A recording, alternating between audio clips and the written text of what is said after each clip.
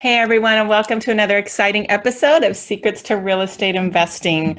I'm really excited to have another lady on the podcast today. I love when females jump into the real estate investing world because it is so male dominated. But I'm so excited for this lady with kind of a different twist and take on the avenue she pursued, and to have her share her story with you today. So with that, welcome to the show, Zeona McIntyre. Thank you.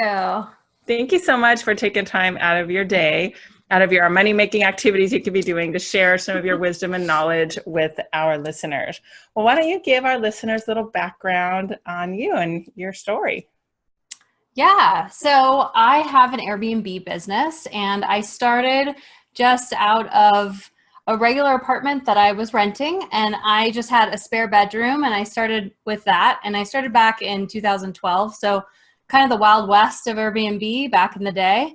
And yeah, I just started with that, and it was working so well that I decided I would rent both rooms out, and I was going from one room to the other. And then sometimes I was without a room, so I was staying with friends. And then eventually that kind of turned into renting a few other places and leveraging that, and then eventually buying. And so now I own 5 properties, and I manage another 20 or so for people all over the world.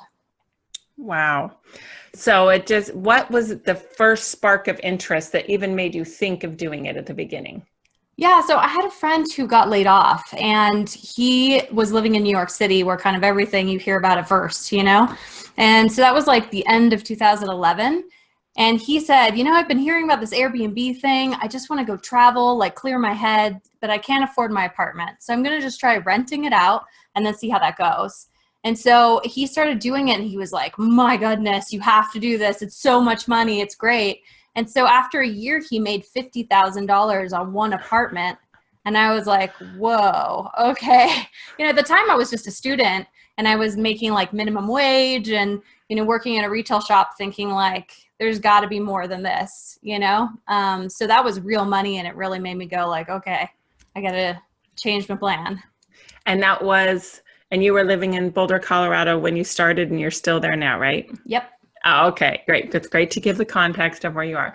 Yeah, well, that is so cool. I mean, I love when you hear a success story of someone else, and you're like, I think I can do that too. Like, that is so awesome. Well, now I have a question. Did you finish college? So I was in massage school at the time, and I did finish that. And that's actually why it took me so long. He was bugging me about it for about a year. And I just thought, I've got this thing. I'm going to do massage. I'm going to have my own practice. I don't have time to like figure out this Airbnb thing. But really, when he told me about that, like significant money, I just said like, okay, well, let me see. Maybe that could just be like a side gig while I'm working on my business.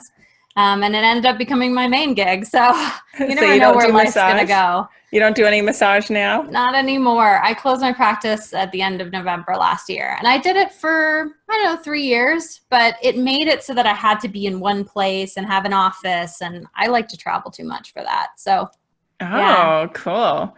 I'm a huge fan of massage. I probably get a couple a month. That's like my reward to myself. That's my indulgence. So do you get massages? I do. I try to do like one every other week, but I always say like when I've made it, I'm getting one every week, You're just like, oh, so good. Yeah. Okay. I know we were sidetracked, but I was excited to hear about the massage. That's cool. Okay. So you basically then told us, or have you, enough about the first deal? And can you tell us a little bit about the numbers, like how much money you were making off of? Was it an instant success? Or was it a lot of struggle? Did your friend in New York have helpful advice, or was it just like too different of a market to not be helpful to you? When I first started in Boulder, it was really kind of slow. It was like a new market. Boulder wasn't that big. Airbnb wasn't really well known. So I was really just making like enough to cover my living expenses. But my goal was like, wow, okay, can I just not work? I didn't have to do the retail job I had before. I could just go to school, and I could do the Airbnb thing, and it was covering my main living expenses. But over time, I've transitioned it. There was a point where I was making like $4,000 to $6,000 a month for a while, and that was really good. And then now I'm up to about 10 to 15,000 a month, depending on what month of the year, because everything's seasonal. So yeah, I mean, you can make significant money. You can make just basic to live off of. Like there's a whole range depending on how far you want to get into it. That's cool. And when you say that's what you're making, that's what you're clearing after expenses, right? Not grossing. Yeah, give or take. It might be just a little bit less, but yes. Yeah, I think my highest months were in the 18,000s. So it just depends. Wow. Yeah. Nice. Gotta love it. So, have any, and I know you said you have 5 units or locations now. Have any, like, why don't you tell us about your worst one, even if it's still a good performer? And have you ever started one up that went poorly and you like say, okay, I'm done in that location? Yeah. So, I mean, I'd say my worst deal was actually not so much the house. It was the way that I did the deal. So it was my second house, I'd say that it was my third that I was buying. And I decided to buy it with a friend. And I had bought another place with a friend and it went really well. But this particular friend was very kind of like sneaky. So at the beginning, he was like, oh, I have $10,000 I can put in and then we'll split things. And I was going to bring the rest of the money. And so then I was just like, okay, cool. So at closing, we'll have 10,000. And so closing comes around and he doesn't have any money. Something happened, a car accident, whatever. He had all these excuses. And so down the line, every time I was hoping to get paid out for it, he didn't have the money. And so after about a year and helping him sell his apartment, he still didn't want to give me any money. And I actually had to get a lawyer and get him off the house and this whole thing. So it was pretty traumatizing. And, the only thing I can say is that, it's like a marriage when you get into a house with somebody, and having like really solid contracts helps. But if you have to get lawyers, it's really ugly. So yeah, although I own 2 homes with 2 other friends and they're great. So it sometimes, it's just a fluke, but that would probably be the worst. But the house performs well. So it all worked out, Yeah, I know that's a really interesting point you bring up, that sometimes it's not the deal, but it's the partners or the people involved. Or, with house flipping, I'm dealing with other realtors, and sometimes I'll have other realtors besides myself sell them. And a lot of the time I feel like I'm doing their jobs or I'm coaching them. And you can have the same thing with partners where you're hoping that your partner, if you're active like you and me, that they're just going to be silent and happy, contribute the money, receive the money, and we're done. But some of them want to be very hands-on and controlling, or questioning every step of the way, or trying to do something themselves. And it can be messy. But for that reason, you should definitely, when you can, and you'd probably advise us too, have as many conversations as you can in advance, as well as maybe put things in writing. A few episodes ago, I had Don Costa on, and for his giveaway on our show, he gave us his JV agreement. And I've seen those types of things like before, and they're usually a page. His was 4 pages long. I'm like, wow, this is a man that's either had a lot of problems with partners or just, didn't want to have problems. So yeah, I guess advice would be try to put as much in writing. And in your case, when your friend said he had the money, I'm sure you believed him, but did you ever see a bank statement or investment statement to know that he had the money? No, I just knew that I got him into Airbnb and he owned a condo. So I knew that he had cash flow from that. And I figured he had the money. I just trusted him, And then when he actually sold his condo, he made like 100,000, and it was, with my help. I think it was probably like 125. So he had the money, but he just didn't want to give it up. He had this like sense of entitlement that he was just going to be a part of it and the house was going to pay for itself. Doesn't really work that way. So it was ugly. I've been meaning to write a big blog post about it, but I just need to like get over the trauma of it. It was not, a pleasant experience. But hey, we're entrepreneurs, and entrepreneurs get paid to solve problems. We solve problems for a profit. So, I mean, very rarely is there the smooth, easy, perfect deal that there's never a challenge. That's what we make the money for, is for dealing with the challenges.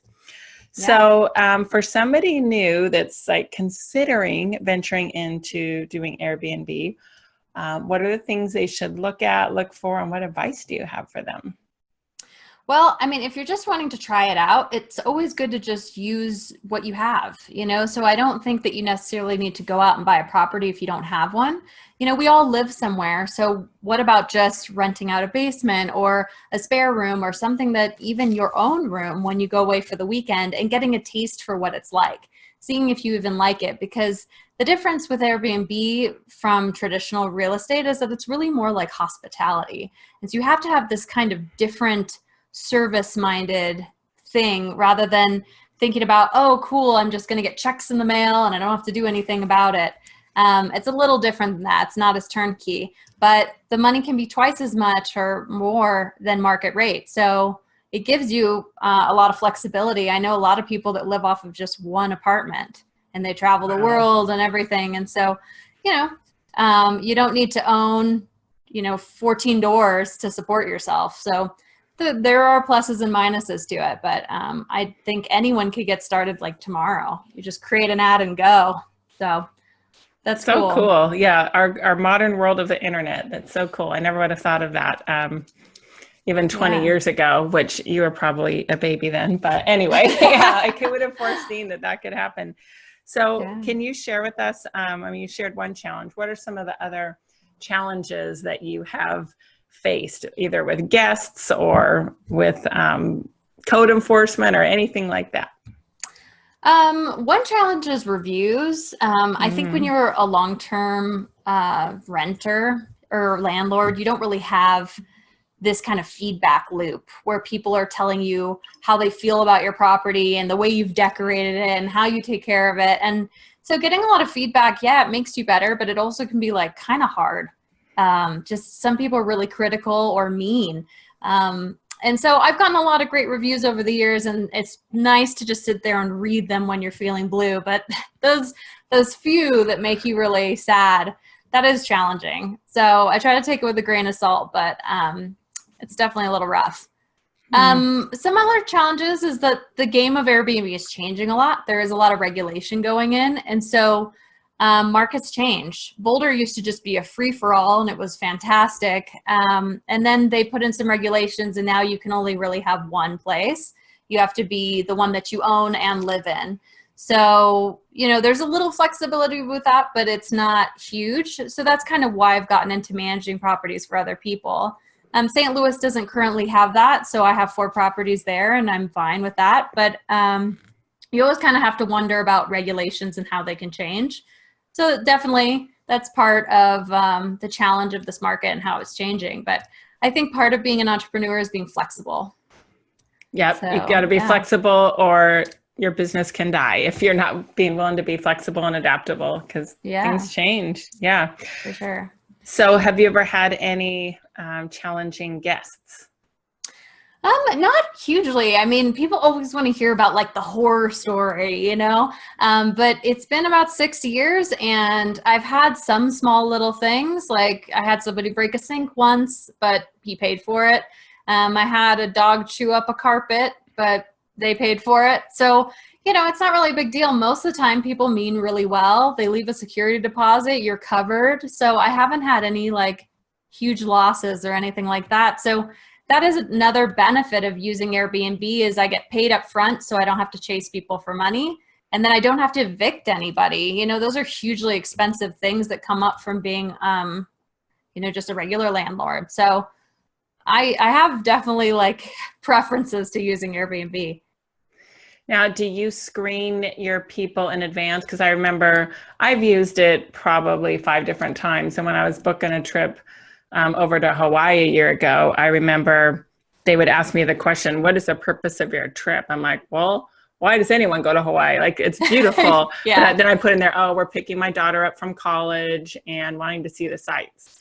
And then I realized that some people are going to have like bachelor parties or other such things. And so do you ask that question on your application of what the purpose of their trip is? I don't. No. One of the, there are little things that you can put down as requests that you want. So I want the person to be verified, that they, verify themselves as who they are by either they do address or Facebook or Google account or a driver's license. So I want to know that they are who they say they are. I also want to have at least one positive review. They can still make a request if they don't have these things, but we kind of ask for at least the verification. And then, yeah, we might ask them more questions, but they can book automatically if they have those two. So yeah, I mean, it's not super strict, and I haven't really had too many troubles, but Airbnb is really thorough. I've heard of people getting kicked off for a number of reasons. So they're definitely checking in on their users. So what are reasons that guests could be kicked off? Do you mean guests kicked off or hosts kicked off? And hosts, if you have like a felony in your past, sometimes they're doing, and that happens. People have felonies for different reasons. I had a friend who had kind of a very minor one, but then it turned out to seem like a big deal, because all it says is felony. But I think he had like a joint or something and got caught with it. And then like, wrong state, that's a felony. So wow, it's kind of, you never really know. Like that doesn't necessarily make you a danger as a host, right? But it's just on your record. So I didn't even know they were doing background checks on us. So that's good to keep in mind. But I definitely think that if you get negative reviews or if you stole something or, they can definitely blacklist you as a guest as well. Yeah. Yeah. I try to always like leave good reviews. Even when I was in New York in one a few weeks ago, my daughter and I got like eaten alive by mosquitoes in October, end of October. We thought it was too cold, but I didn't have the heart to leave a negative review because I know the host was like trying so hard and they were sorry and they gave us bug spray and stuff. But I always like think of the business owners or the host perspective because I'm one too, like, well, not in Airbnb, but it's nice just to be like kind to people.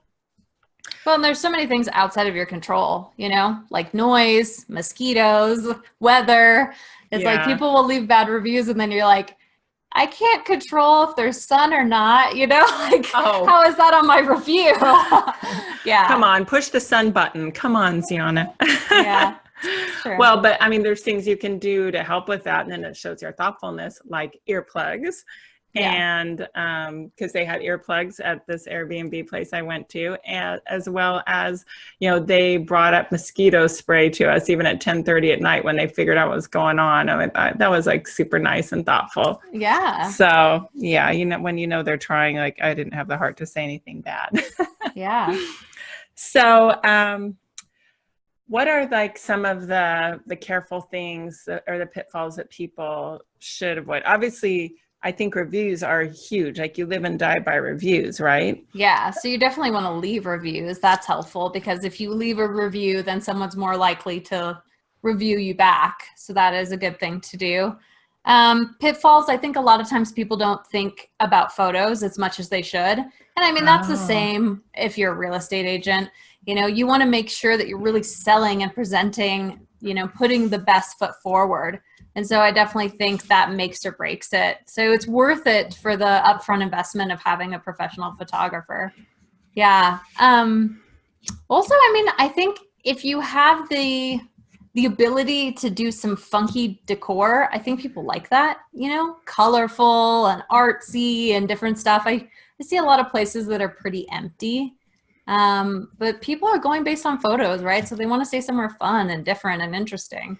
So yeah, I would agree. Yeah. And going back to my little New York experience, I was just like noticing more and more. I'm like, wow, they put little paper butterflies on the wall. And then the theme carried through here, just all these super little details. And I think I had a friend who's doing Airbnb also, and he had himself or like a friend or relative do a test stay in it. Now, if it's your own room you live in, obviously that's different. But when he was setting up other ones, he's like, do a test stay. Let me know what I'm missing, what I don't know. So I thought that was kind of a cool That's smart. idea. Yeah. Or, like, okay, go stay in it. And how would you review me? How would you rate me? Because that's better to get it from a friend than your first guess that like, oh, this sucked. Never stay here. Because at the beginning when you have no reviews, you don't want your first few reviews to be bad from things you didn't think of. Yeah, like a can opener. I remember that happened to me. It was like a wine bottle opener and a can opener. And I was like, I mean, she didn't give me a bad review, but she was like, oh, we need these things. So I had to like run out and get them real quick. But sometimes when you're setting up a place that you don't actually live in, it's hard to think of all the little things. So I have like a really thorough shopping list now. Yeah. But yeah, it's just a lot of details. Well, and like when you say wine opener, I don't drink wine. I would never think of that, but a lot of the world drinks wine and they need that Yeah. wine opener. So yeah, really good point. So tell me, like, what are some of the things that people like about your units that you would recommend that they do too, besides having a can opener and a wine opener? And Wow, that's interesting. I don't know. What do I I, do differently? One of the things I like to leave is a bottle of wine, but I don't ah, advertise it. It's not usually in our photos or anything, but I think it's a really nice surprise. And I also find that this is going to sound a little weird, but if you leave a good impression, you can kind of get away with other things. So if they find something later that they're a little less happy about, the fact that they got surprised with this first, like, oh, they left a bottle of wine, that's so sweet, they kind of like, they're okay with the rest. You know what I mean? Even if people don't drink wine, I feel like it still has an effect. oh Um, yeah.